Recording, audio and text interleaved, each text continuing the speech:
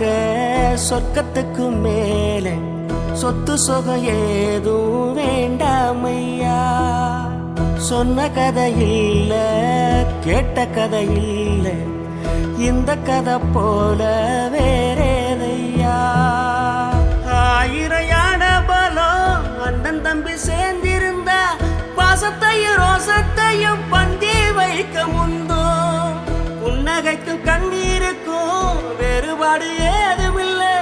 ஆனந்தமே வீடு முழுக்க துள்ளி விளையாடு. ஒரு மர விழுதா பல உறவும் ஒன்னா வாழும். பாக்கு நெஞ்சம் பாசத்துல ஊஞ்சலாடுது.